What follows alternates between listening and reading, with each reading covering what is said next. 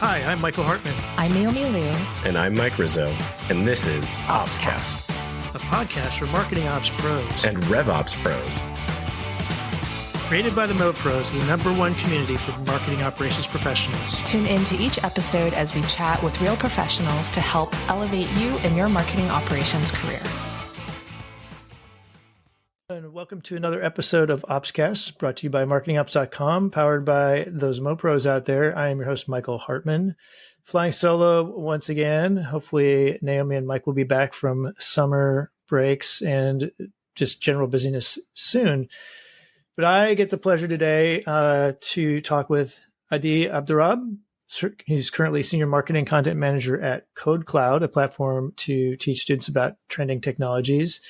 Adi is a content expert who has written for many platforms, and we may let him talk about some of those, and even has a Peabody Award under his belt and to his name. So we're delighted to have him here. Adi has done all this at a number of different organizations, including being a founder and leading a few organizations. He started his career as a television anchor and writer, among other things. He has a varied background and passion for teaching.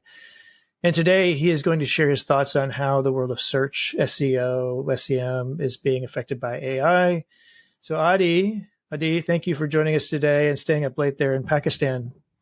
Thank you, Michael. Thank you for having me. Pleasure to be here. All right. And hopefully I didn't butcher too much of that. But you did not. You got right. all of that.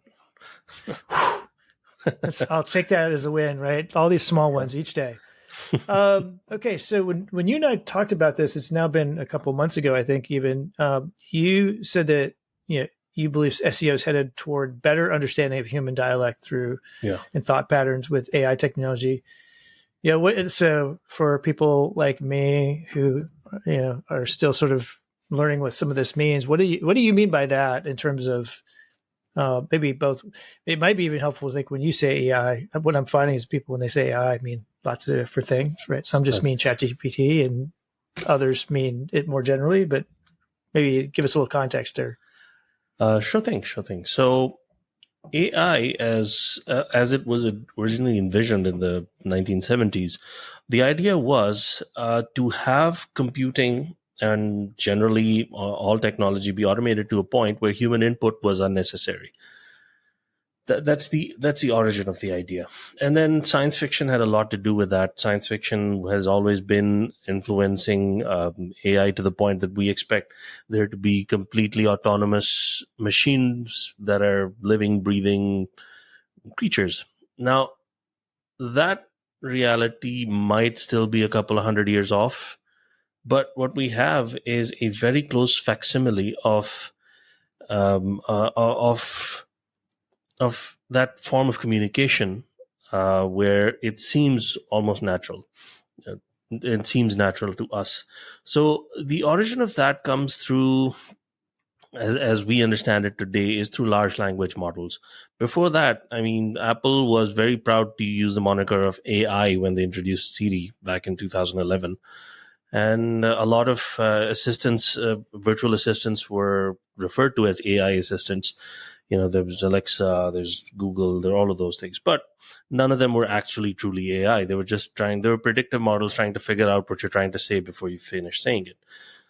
Now, as time marches on, we've become better and better at understanding humans because we have a lot of data about every different human on different parts of the world. And we are now at a point where we expect that our interactions with search engines and interactions with most of these media, they're going to be informed, they're going to be better attuned with what we expect, with what we're intending to look for. Now, when we last talked, interestingly, I think we brought up a few models about how it works. There's BERT, there's Lambda, there's MUM. I'll spare people that detail because that becomes needlessly boring and unnecessarily complicated. But the idea is, it started off by just being able to predict the next word. So if you're asking, where can I? This is something we've always interacted with. There's entire shows about autocomplete. That's what BERT is. Now, in a way, it's trying to figure out what we want. So just these technologies like BERT, that's a good description of it. Is that so I know most people who are listening are going to be familiar with ChatGPT, and probably most people who are listening will know that that's a large language model.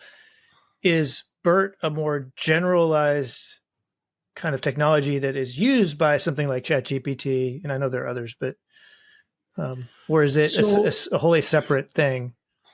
So it's basically it's a subcategory. So large language models are the umbrella terms in which they're trying to understand our how we speak, how humans interact with machines, and these are subcategories of that, like how it tries to understand what we're saying falls under these different terms. There's BERT, there's Lambda, there's MUM. There's a few more, but these are the big ones we should be aware of. But now, when we're talking about this, the expectation was, when we originally talked, the expectation was that AI would evolve to a point where talking to it would be very natural and very comfortable. Now, and I'll probably get into that a little more as we start talking. But for now, I think it's safe to say that AI currently, we can confidently say it has a mind of its own at this point on where it's headed. And at one point we were controlling where it was going, but now everybody has their own idea for what a large language model looks like. And large language models are some of the most pertinent developments in AI that affect us. So there's image generation, there's image recognition, there's pattern recognition. All of those things are great for medical and other forms of other applications. But as far as the average person is concerned, large language models are the way we interact with AI the most. Yeah. And it's interesting that you say that. Well, maybe I want to clarify. It sounded like you're saying, like, are you saying that the AI in quotes is sort of driving the direction of where AI is developing, or is it that now there are more people interested and involved with it, and there are more people having an influence on where it's going? So, all right, I can see where I phrased it like AI has a mind of its own. Well, the way I'm saying that is, where AI is evolving into, where it's leaning into. Let's say this way. So we're basically trying to get AI to. First of all, let me just rephrase. I'm constantly saying AI. What we actually mean is efficient pattern recognition. Yeah. Right. Just efficient enough that it does the job we need it to do. Because people can program AI to do all sorts of things. For example, there's a very famous example. There's a guy who programmed AI to play chess, and AI decided basically the rules of chess. It experiments with the rules. As soon as you find success, it keeps doing more of that. But the problem is the rule of chess requires the kind of computational power AI is not yet presently fully capable of. It's still just working off of limited sets. So what it started doing was it started removing pieces off the table, started introducing pieces on its own, just, random pieces started apparating onto the table. So this is why we've this is why I was saying that AI's evolution is kind of only works in certain directions. Other directions, it's still pretty much stuck where we were 5, 6, 7 years ago, right? So that's why I was saying that it's kind of only letting us go in a certain direction, because that's where we're seeing growth. Then that direction is better understanding humans. That's the kind of location we're headed in. Got it. Okay, so that makes a lot more sense, right? That it's okay. So you're right. I was thinking you said that AI had a mind of its own, essentially, but now I think if I understand right, you're saying is like the direction in which we're really going with AI is really driven by the current capabilities of AI and the limitations of some of the technology underpinning it. Okay, that's really helpful to go with. So so you mentioned some of those models. Okay.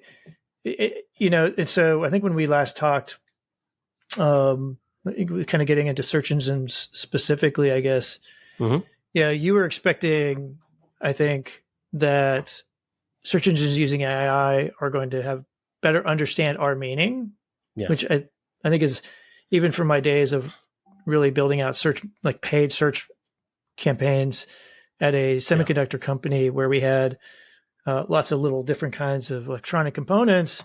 And sometimes, I'll give you an example, an audio amplifier was a really hard one for us to target because there was so much competition. As with soon as you said like it, I was like, high-end audio, like people like there. high-end, as opposed to the people who are making the high-end audio equipment, which is what, like, you know what I mean? So how do you see AI helping search engines to better understand our actual meaning?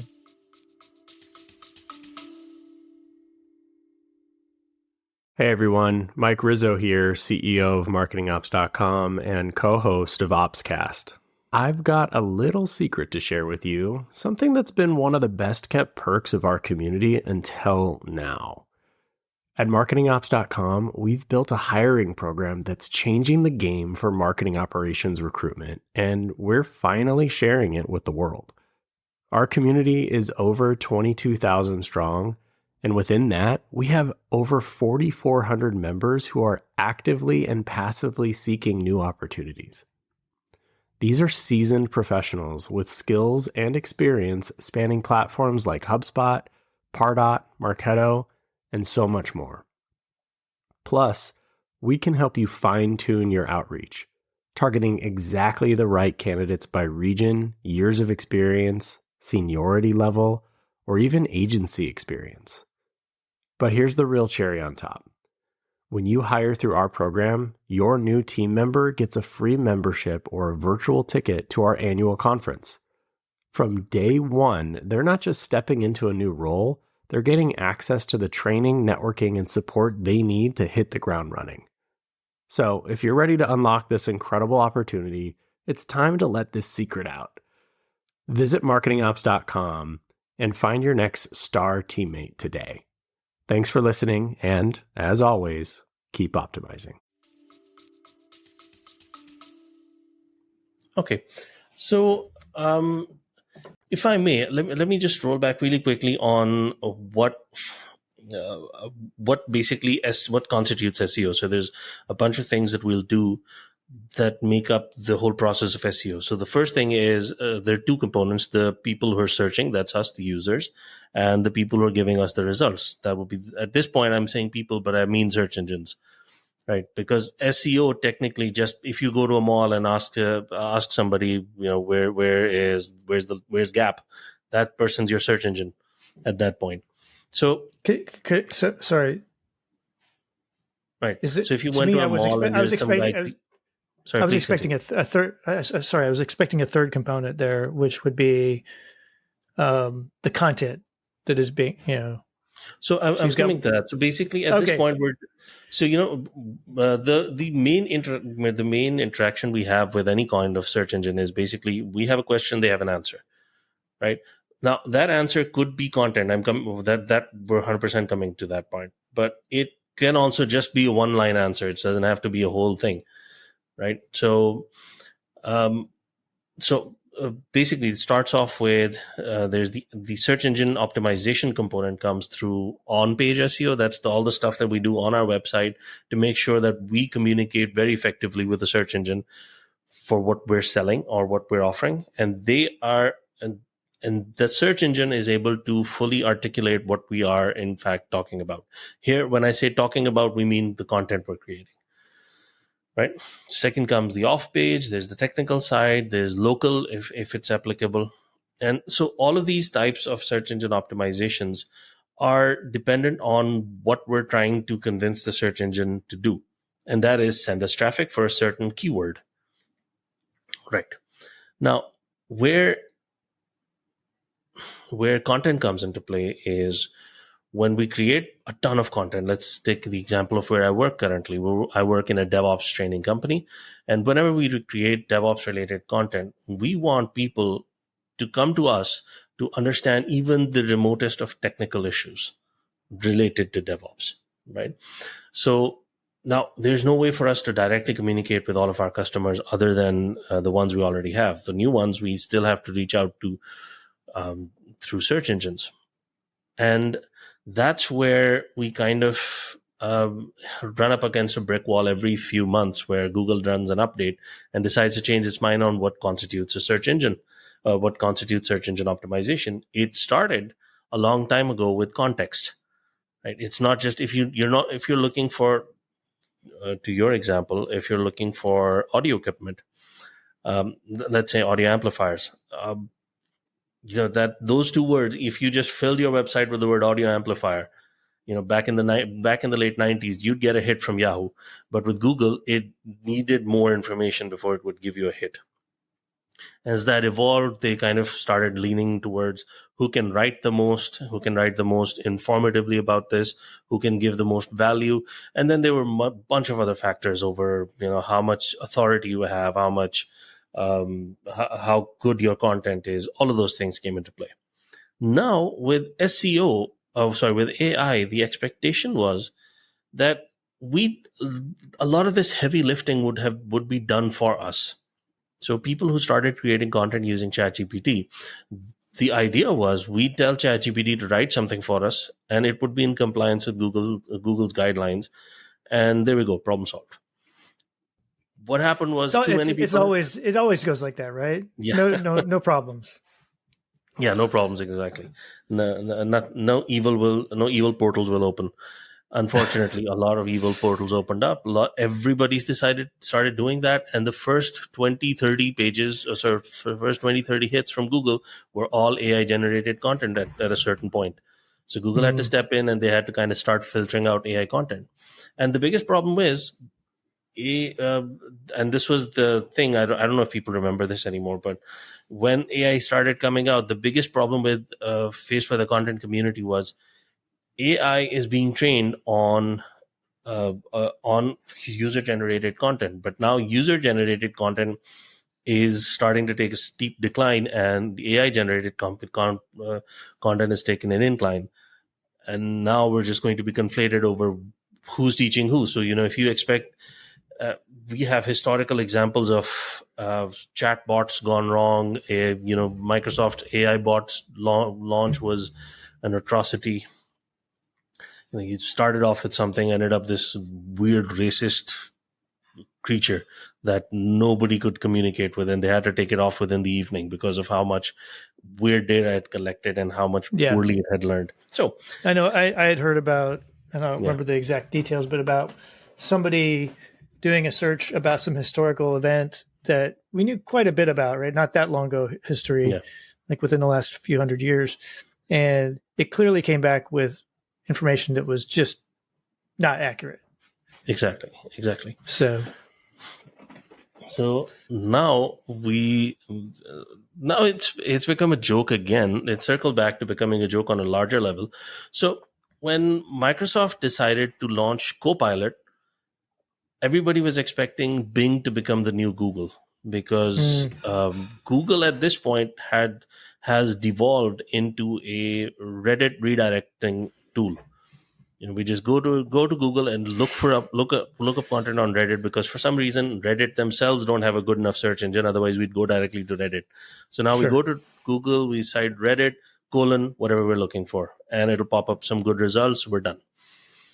Now, Microsoft with their BERT and Copilot, they were expecting this to be this next generation thing. That also they kind of jumped the shark. They launched it way too soon, and it gives you results, but they're not really relevant. The best example is if you have a problem with a tool. Let's say my smartwatch isn't charging. What do I do? With Copilot, if you run this experiment right now, it will first try and sell you some smartwatches. And the problem with Google is Google will try to sell you some smartwatches for somebody else. So you cannot trust the first 5 or 6 links from either website. It's now crazy, right? And we've all been trained over the last 20 years to trust the top 5, 10 links on a Google search result. We used to make the joke, where's the best place to hide a dead body? On the second page of search. I've not heard that. I may steal it though. Yeah, that was a thing our content instructors either drill into our brains. Yeah. Nobody's looking at page 2, so forget that it even exists. That's really And interesting. which is true. I mean, back in the days of Yahoo, I don't know if our listeners are that old, but back in the days of Yahoo search, going to page 2 and 3 was the surefire way of finding something relevant, because the first page was usually full of spam links. If you want to read a book, it's just going to be a bunch of pages with every word in the dictionary just printed like 500 times. And since that way, whatever you're looking for will appear in that search, and pop, there you go. So yeah. Now the problem that we now face is when Google launched their AI tool, like AI Labs. Oh my God, that was, I mean, not to say a disaster is an understatement, but there isn't a bigger word. I mean, without exaggerating, there's no bigger word for it. Because the first thing it did, I'm sure everybody's have seen those jokes. The jokes are just, they write themselves. I'll give you an example. Somebody asked, what is the best temperature to set your air conditioner at? And it said, the best temperature to set your air conditioner is 66 or 67 Fahrenheit. Or if you want to keep it really cool, you can set it to 660 Fahrenheit. So at that point, they just went for half the temperature of Mercury. Right. Right. And the reason it did that was, you could see, because it was pulling information from a Reddit post. And that Reddit post, basically somebody, instead of using the symbol for degree, they used the letter O. And the AI, despite knowing the difference between the two, did not have the context to make that distinction. Right. That's really interesting. Yeah. Yeah. So I'm hearing a couple of things, right? One is that the AI, it still has a ways to go in terms of inferring context for the person who's searching and inferring context for the content that it's using to push that against. The second thing, I don't know that you said it explicitly, but I know I've heard about this, and you can probably confirm it, is that, even these ChatGPT, right, which is not really a search engine per se, although I think some people are using that way, is it has trying to think of the right term here.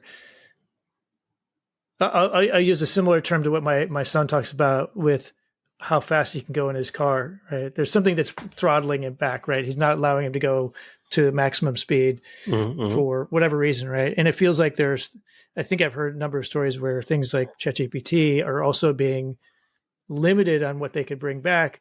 And on some things it's probably reasonable. Like, you don't want people necessarily going out there and building a plan for how they're going to be, say, a pedophile or whatever, right? Like, I think we can generally agree to some of those things, but pretty quickly it gets gray.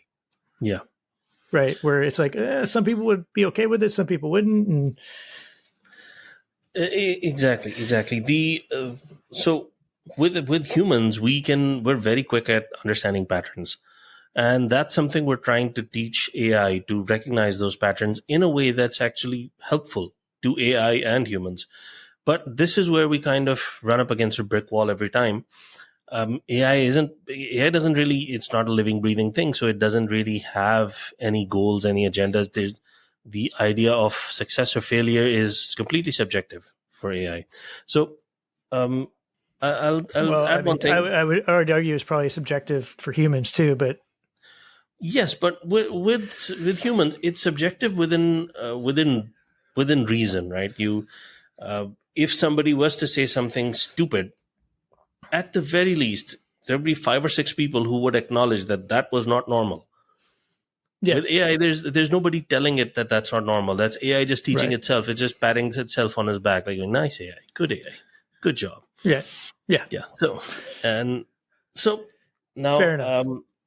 So the expectation with AI, let's go over that. I mean, the idea was AI at this point should have been able to understand us much better, and should have been able to give us personalized content, to the point that if I'm in Pakistan, I'm looking to buy a new cycle, right now, if I look up mountain bike in Pakistan, it'll run me through the local websites. It'll just tell me what's available. It's not going to help me as much as I'd like. Now, if I look up the same thing in Thailand, and it'll give me a different set of information. So now with AI, this should have been easy. It should have been able to eliminate the results that have nothing to do with me. If I cannot access those products, I should at least be able to, if you want to buy, these are your choices on column A. And if you just want to learn, these are your choices in column B. Mm-hmm. This kind of distinction is something we were expecting to have. But instead, we have now come to a point where there are no columns, there's no personalization, and it's trying to do the same thing over and over again. So our biggest search engine, Google, has for the past 2 to 3 years just been a medium for us to redirect to a page that's selling us something. Right? Yeah, I'd say it's probably more often than not. Yeah. Yeah, exactly. So imagine if you just want to learn about, let's say, marketing operations, right? If you want to learn more about this, the likelihood of you running into somebody who can a post or a content that could actually help you is going to be 2 or 3 pages down. But first, it's going to be some branded site like HubSpot that's telling you what is marketing ops, right? And then if you want to learn more, sign up for their newsletter. Then they go into that tangent. But because Sure. they have the authority and the traffic and everything, according to Google, it's fine. You just go ahead and visit them. So, sure. And some of those things might be useful, but they may not be the most useful, is what you're saying. they might not be what people are looking for. Yeah. Yeah, because we know historically Google is capable of giving us results that we are looking for exactly. Right. And Google even knows right. Yeah, because even Google knows right now we're looking at Reddit for most of our content ideas, most of our solutions, because it's user generated content. And that's where it's most useful. That's where it's most valuable. The second option is Quora, but Quora is also just, as we're discovering, it's also less reliable as we go on. Okay. So it's interesting that you're sort of, I mean, this reminded me of I'm, in addition to hosting podcasts, I listen to lots of different stuff too. Mm-hmm. And there's one of my favorites is the Freakonomics podcast, right? So related to the books, if you've read those. They had an episode, I was just looking it up now, that they did an update on back in February of 2024. The title of it is Google Getting Worse? Right. And it has, and it, I think there's a pretty strong case, like in many ways. Unequivocally, it is. It has, yeah. Absolutely. Anyway, absolutely. I'll have to drop that in the show notes or something. True. So, I mean, it's whenever we're talking about SEO and AI, at this point, the biggest laughing stock is Google on both fronts. Not because they're doing everything poorly. It's not that in every case, but if you go to a website and you're mentally already filtering out the first few results, we have now instinctively gone past the AI driven results. I don't think people look at that anymore. They just skip past to the next thing. And then the first few links are also by looking at it, we can tell this is not relevant to us. So that in itself, we have filtered out Google for our own benefit, but Google didn't do all of that filtering for us. Right. Yep. Yeah, it's interesting. I was just thinking of my own behavior. I think I've always been one who's been more inclined to go through multiple pages of Google search results if something didn't come up right away. So for me, it doesn't feel a whole lot different. I'm trying to think, like, anecdotally, can I think about, have I in the more recent past been more inclined to scroll through multiple pages? And it feels like I have, but I haven't been tracking it, so I don't have true data. Yeah. So it's interesting. So have you used DuckDuckGo and Perplexity as of late? I've used DuckDuckGo, and I do use that sometimes when I have done searches on that after I've been a little bit frustrated with Google results. Yeah. And how do you find the results on DuckDuckGo?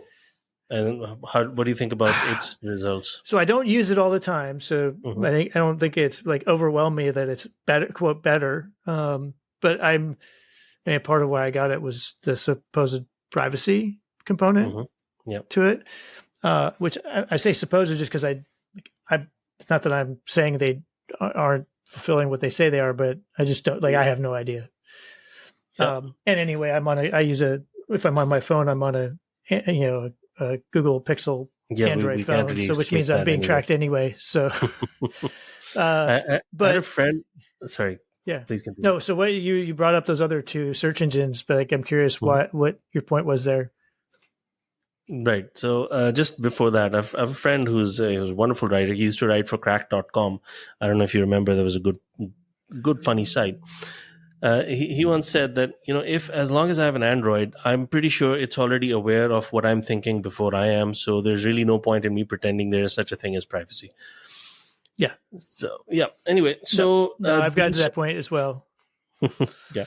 So we have another tool called Perplexity. It's not mainstream yet, and they still have a paid model. It's not completely free, but there is a free component to it. So basically, it's using GPT-4 and Cloud.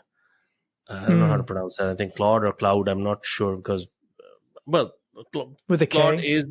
is the up and coming AI that's competing with GPT. Okay. Right, so it's people consider it right there neck and neck. If GPT is Microsoft Office, then Cloud is Google Docs. Is that the one that Elon Musk has started investing in? Because I know he had been a supporter of I'm not sure because OpenAI, and last I checked, he's been investing in literally everything. Yeah, I think it's Cloud because he did at one point. Yes, I remember he was trying to pull back funding from OpenAI, right? Because they had gone things. from being truly open to being profit driven. Yeah. So with Perplexity, it's much more contextual and it's much more user driven. So then, when people used to ask questions of Google at one point, all of your search queries were posed as questions. So whenever we asked, let's say, what color do colorblind people see, something like that. Now Google's going to first, if you do this experiment as we talk, if the listeners do this experiment as we talk, we could probably see with Google, with Bing, with Perplexity, you'll find a much more favorable response with Perplexity. DuckDuckGo isn't for that stuff anyway. DuckDuckGo is basically, as you said, it's when Google fails you, that's when DuckDuckGo will give you something usable. And because Google, because of the whole corporate thing, it blocks out a lot of websites. If let's say, for example, if recently people are just vehemently detesting what Adobe has become as a company these days. So for numerous reasons we needn't get into, but if you want to know what happened there, Google will take you so long to get to that solution. They'll take you to articles where people are criticizing it. They'll take you to videos where people are criticizing it. But if you want to know how to bypass it, there's no information, because that is bordering on software piracy. Because the question is, how do I use anything other than you want to look up Adobe alternatives? That's one thing. But if you look at how do I solve this XYZ problem, Google won't give you the right result because of its implication of being too close to piracy. DuckDuckGo is able to give you that information without actually leading you down to a cracked or pirated site. So anyway, circling back to AI and search engine optimization, the biggest application was, as we've always seen, is writing content with AI. Second is understanding what to do with that content using AI, and then figuring out how that relates to you, the user. And that's where there's so much work left to be done. I mean, when we last talked, I feel like we were I was living in a fantasy land, thinking all of these wonderful things will happen where we will have. And I remember, I think we talked about how it will be contextual to us. It will be localized to an individual, and it will be customized to your search history, because it already has all of that data. And it might eventually get there, but it's not getting there anytime in the next couple of months because of the direction it's currently taken. They're going to spend more time undoing all of this and then a little more time finding the right solution. Yeah. So, and I think all that is spot on. I've thought for a while that the excitement about, I'll call it really more large, like when ChatGPT from a content standpoint was going to take a drop just because I think people are realizing that there are limitations to it. There's risks to it with if you have IP that you're putting in there that now becomes public domain, like all kinds of things. And then Yeah. you have sort of smaller sets of data and content for those the AI to use, right? You get less benefit. So I think but I do think it'll eventually get solved. I mean, I think it sounds like you believe that as well. So where I'm going to now is having led SEO, SEM efforts and way in the past when you're right. I mean, I think you could pretty much game that through a little bit of, I wouldn't even say like I never was into like word stuffing and things like that. I mean, but I was into like, you have to make sure your content was the key, right? There are small things you could do to tweak it with your URL and your title tags, et cetera, et cetera. Yeah. But if your content was not using the words you wanted people to find that bit of content for, you were like, it's going to be hard no matter what you did. And so, but now with this idea that, let's take a step forward, say that these platforms figure out how to get better understanding the context of the person who's submitting a query. And like now it's like, okay, how do our content teams build content that would hopefully best match up with what the context of what the searcher has? And I'm like, that's the struggle I have. It's kind of like the struggle I have with like trying to like wrap my head around websites that have this like theoretically you could have this hyper personalization, right? Where pages are almost like dynamically being built based on that particular user's behavior. Like, I don't know where the content comes. Like, how do you build content for that? Yeah. I guess there's another AI engine that does that. I don't know. Yep. So the idea is from that, what I can tell you about this from what I've recently observed is we're becoming more and more visual as we evolve. So people will sit through a 10-minute video essay on, let's say, how to better cool your home, rather than read a 2,000-word blog on the same topic. So if I want to say, how do I create a low-pressure system in my own home? Yeah, a 10-minute video is 100% getting those clicks compared to a 2,000-word blog, no matter how visual it is. I have two personal examples just in the last month, right? Where I had to deal with an old car that someone tried to steal out of our driveway. They didn't successfully steal it, but they caused enough damage. I tried to figure out how to fix it myself. That was one. By the way, I ended up having to take it to somebody. Exactly. And the other one is we inherited a really old, it'd be like a mantle clock, right? And just trying to figure out how do we like, and it, like for shipping it, it like had pieces had been taken apart, like, but we didn't have anything to go on. And I'm talking about something that's, I think we figured out it was made somewhere in the late 1800s. So there's no like documentation, like there's no user's guide. Yeah, the user guide is good luck. Yeah. Yeah. But I did I went to doing searches and I looked at the videos, not the other stuff. Exactly. Because visually, at least we can determine, this is close enough. Maybe we can go further into this. A good example of that for me personally would be just recently, I was looking at a friend's laptop. The fans were completely caked with dust. So, oof. Yeah. So I was helping him out with the repairs. So I just wanted to open up the hatch. But the problem is this laptop was built in 2021, back when the right to repair movement was dead in the water, and there was no option for you to have access to the internals of a laptop. So everything would be hard.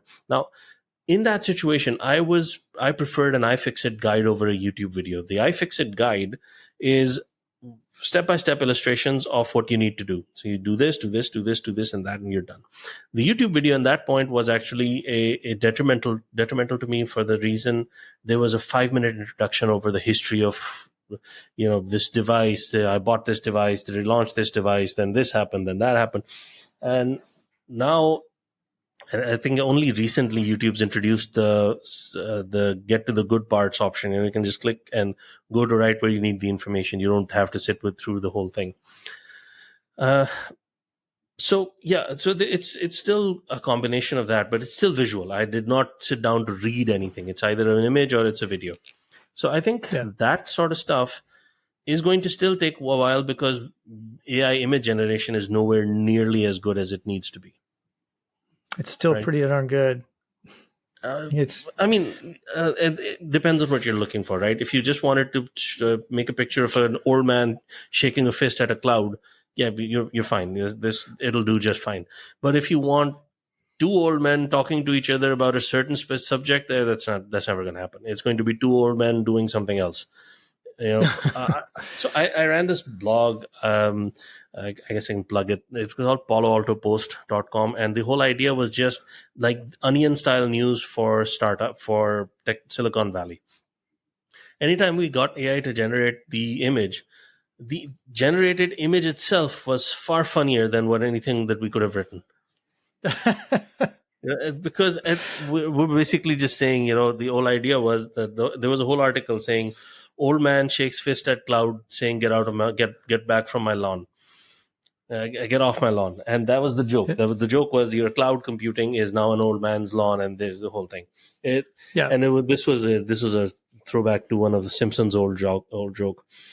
Oh yeah. But yeah, so anyway, the way that panned out was it started drawing pictures of old men holding shotguns, firing them in the opposite direction. Like there's a cloud and it's firing in the off direction. Anyway, to your point, yes, AI image generation is so far away from anywhere close to being usable that we kind of have to just accept that this is going to be a while.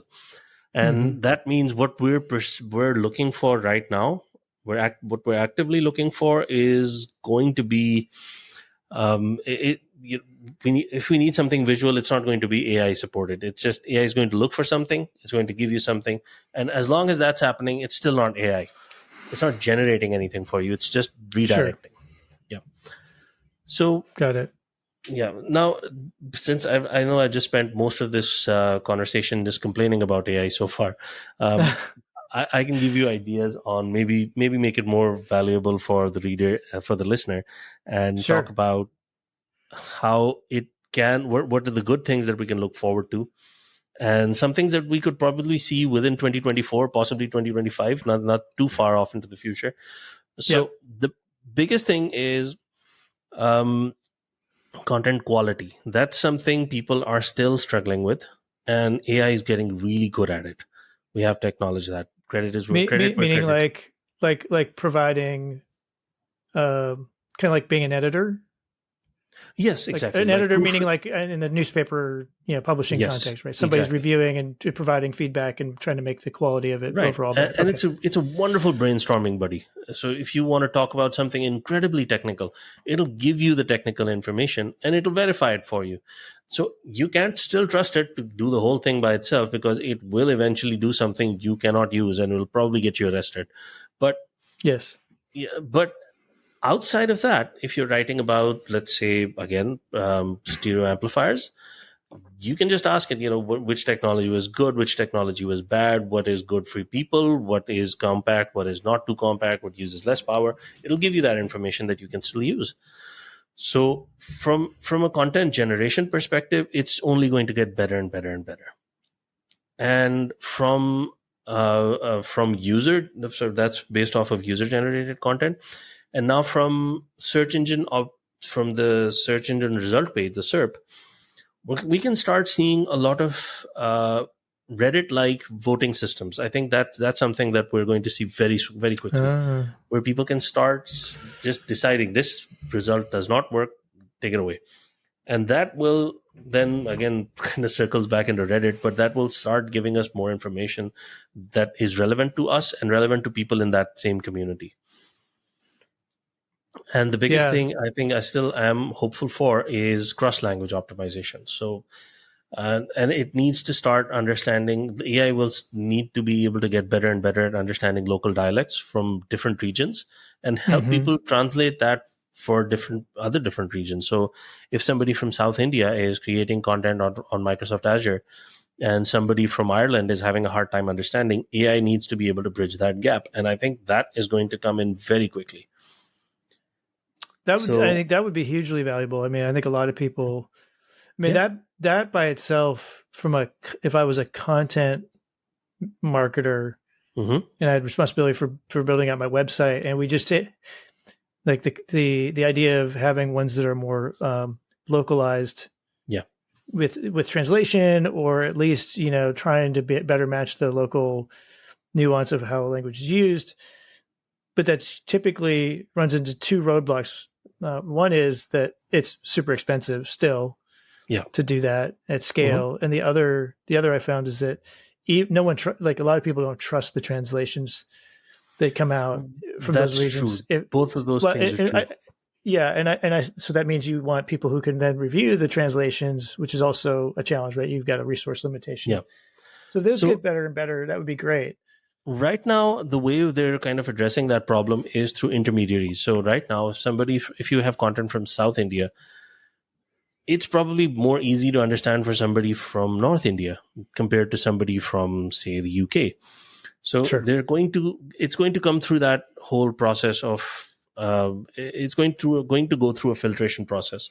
And that is pretty much what they're doing. They're basically first standardizing it to the location and then standardizing it through to global level. Now, this usually right now it's limited to YouTube videos. So if you want to generate captions, it's going to get you 70% of the way there.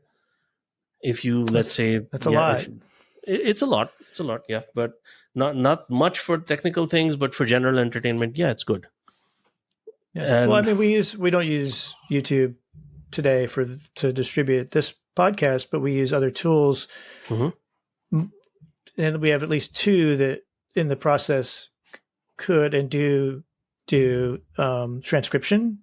yeah, They're okay. I don't think they're using AI much, but that might make it better. They mhm, might say they're mhm. using AI, so I won't mention names, but it's something that I think that would be helpful for us. I know that process of doing it to the point where we don't really review the transcripts seriously, Yeah. right? Yeah, So yes, absolutely. We don't need to worry about that stuff. If that would be the end goal, right? At one point, you can just say, "Do this," and you don't have to worry about it. For example, right now, if I asked AI to write me a blog article on something, you best believe somebody will have to check it over and over again. But if it's just going to be just write this person a thank you note, there's next to no chance that there's going to be something suspicious or weird in there. And it's going to be yeah, it's going to be pretty reliably good. You can just send it yeah, in, yeah. and still, I would still recommend. By the way, interestingly, I had this conversation with the people from HubSpot about the content we generate through AI for our platform, and their Mm-hmm. first question was how quickly can you use AI content as is? And I said, there have been times where without being prompted, it will generate something that is generally racist. And I've seen this happen a bunch of times. It just Mm. goes into like, this region cannot do this region cannot do that. Nobody asked regions. We're talking technology here. Nobody asked about anything to do with regions, and it just Sure. introduced it.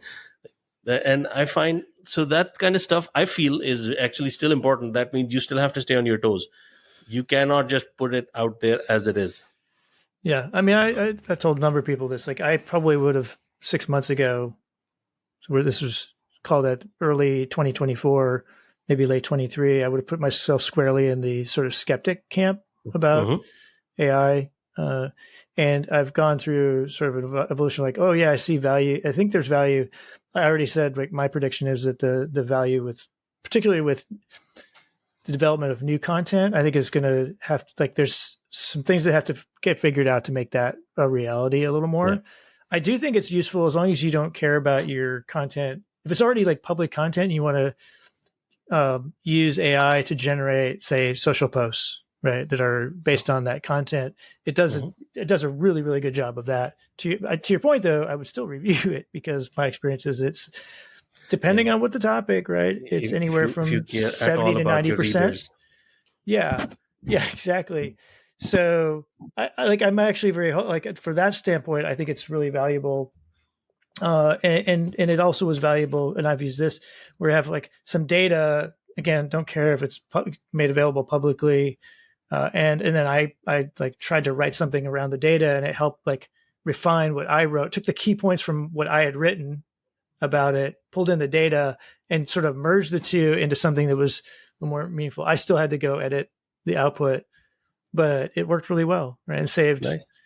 it was done in less than an hour, when if I had done all that myself, right, categorizing some of the data points into clusters and things like that, that by itself would have taken probably a day, so I think there's some benefits. I still believe, there's no secret too, like I actually believe the next big wave for AI is going to be around, because you don't even within an entity, there's going to be enough volume of data, and keep it in just marketing and sales, right? That those engines could actually provide some insights that just wouldn't, the pattern recognition at scale that humans are good at pattern recognition, but doing it at scale is not really doable right now without that kind of technology. I'm actually really excited about the potential for that. Nice. So that is cool. So I know we're almost out of time, so I'd like to add like a few more things about what we can expect with AI and search engines in the future, and then I'll hand this off back to you. So one thing is, right now, search intent is is the key string that we write down in Google. It's going to evolve into voice recognition. So it's no longer going to be, what is that inhaler what is that inhaler XYZ? It's not going to be that anymore. It's just going to be you having a long conversation, as we always do. That inhaler that we used, it was used temporarily, was good, then it stopped being good. All of those things are going to become part of the search data. It's going to take all of these ums and ahs and variables, and it's going to give you something that you can use. That's something that's very exciting. The other thing is user experience. So if you go to a website and that user experience isn't going to be good, people are going to hop off that website. So AI is going to be very crucial in figuring that out. And that could be through simple stats, simple analytics, bounce rates and all of that. Or it could even start mapping heat maps, because we know GA4 is doing a little bit of that already, starting to figure out patterns on usage patterns on your websites. And then long form content, that's the one. Long form content, I think it's going to go away, and as it's long overdue for going away. It keeps circling back, it keeps coming back, because without long form content, Google doesn't get, the search engine doesn't understand, so it's less likely for it to explain. But then eventually we'll go back to the world of 300-400 words. That's an interesting one, and actually in a lot of places, especially on B2B website content, I think shorter content that's more succinct and not written, like it's written for, sort of I don't want to this is going to sound bad, but for people who don't write it for people who are highly educated, right? Or at least, and I see that all the time. So I'd be a fan of less content in that case. Yeah, it would work. It's more meaningful. And there's demographic that just looks at a large body of text and signs off. I'm not even getting into that. Oh yeah. So that audience will certainly come back.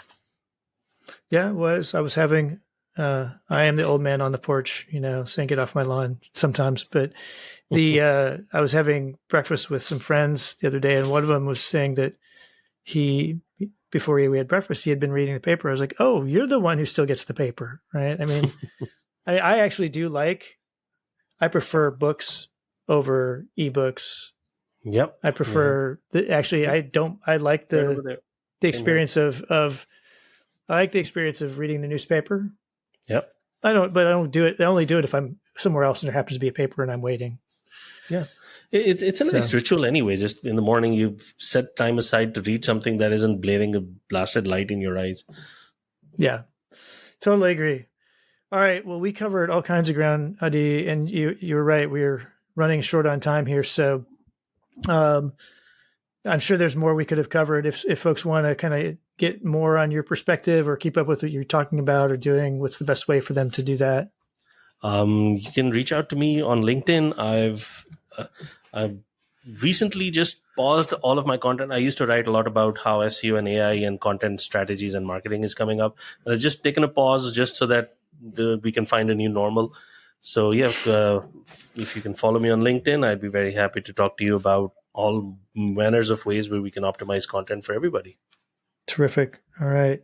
Well, as always, appreciate it. Adi, I know it's late there, so thank you for doing that. I know that's tough for everybody with family and everything. So thank you. Thank you to our audience for your continued support and ideas and suggestions for topics and guests. And if you want to be a guest or have a topic you want to suggest, feel free to reach out to me, Mike Rizzo, or Naomi Liu, either through LinkedIn or through the marketingops.com Slack channel.